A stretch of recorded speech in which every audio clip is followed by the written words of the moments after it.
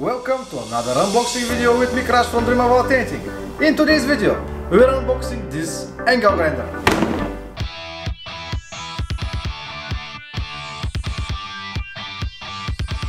I bought this Parkside angle grinder from the local store.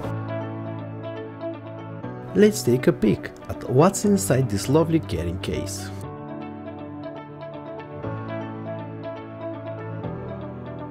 The first thing I see is the manual.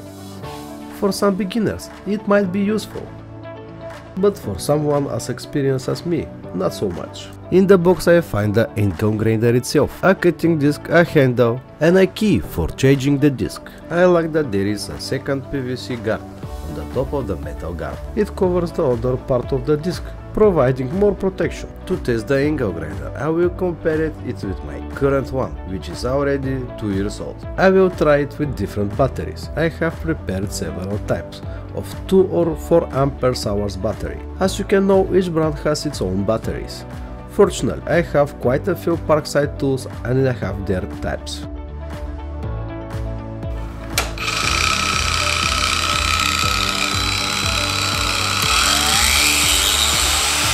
At first the sound seemed a little strange to me, but then I got used to it. Now I noticed that the angle grinder also has a speed regulator.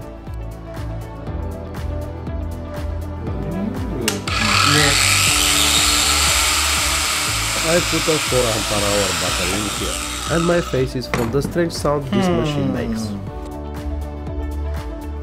A slight inconvenience in that the case cannot be closed without removing the handle. While this problem does not exist with batteries, both with small and large one, the lid closes.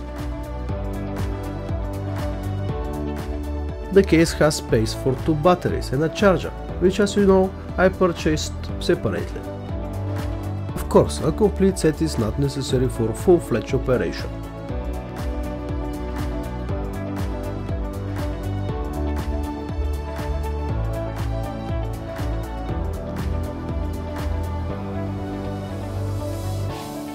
In terms of dimension, the Parkside is a little longer, but in terms of weight, I feel they are the same. The switch button on the both are in the standard position. The rider says 10,000 RPM and the Parkside says 11,500. That gives it a slight edge over my angle grinder. In terms of price, the Parkside cost me about 45 euros. The rider was 35 euros, but 2 years ago. Adjusted for inflation, they are exactly in the same price range. I will put the same disc Parkside performance on both angle grinders. Also 2 fully charged 4 ampere-hours batteries to start from the same ground.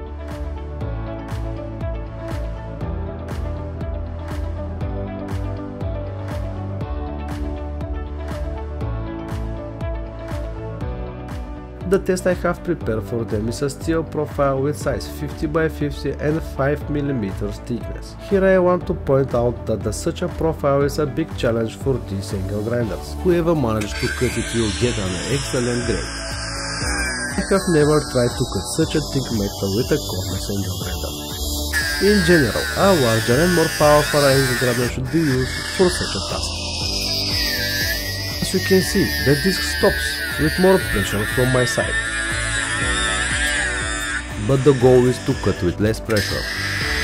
Here I will try the same way with my angle grinder.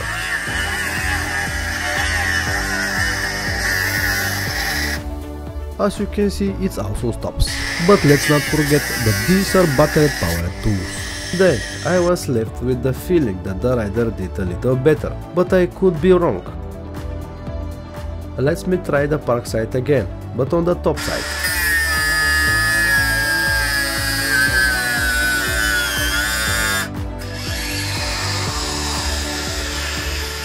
The extra PVC cover really does a great job.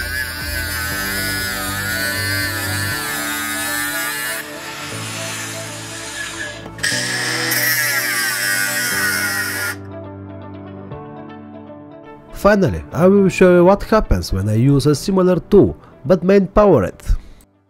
Unlike the Parkside, it also has 11,000 RPM. It is obvious that the cordless angle grinders cannot be compared to main power at once.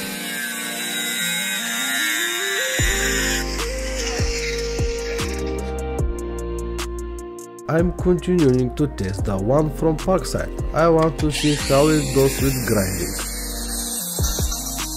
Again there is a break when I push harder, but with less pressure and more patience. Things turn out well.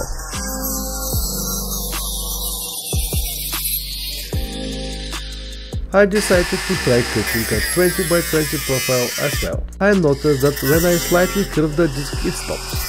Maybe it's some kind of protection. If anyone knows, please write in the comments. Overall, the tool did its job.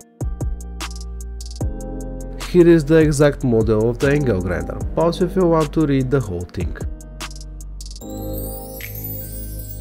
Overall, my opinion is that for this price you can expect much more. If you need a cordless angle grinder to use for small cuts or filling, this one will do the job. But for more serious stuff you need a more expensive tool. Personally, I will continue to use it and will report back to you if you have any further problems with it.